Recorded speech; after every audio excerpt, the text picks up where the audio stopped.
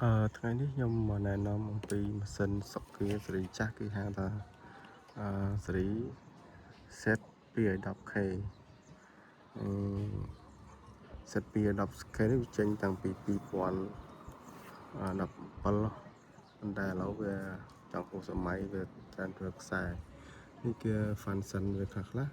វាមាន escape back side 6 function អញ្ចឹងហើយ S1 S2 S3 S4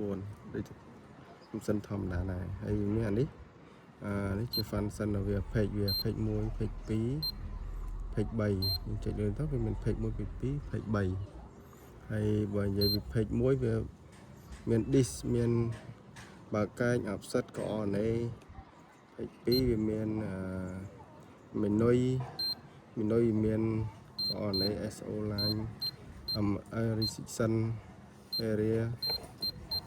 point to point ក្នុងពោះ page ទី3វាមាន MLM offset record SO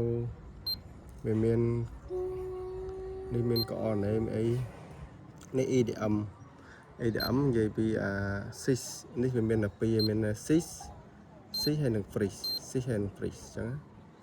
វាមានតែ2ទៀតនេះ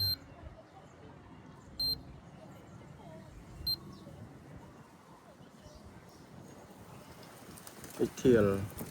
អានេះអេខាងធៀលទឹកឲ្យគ្នានៅក្នុង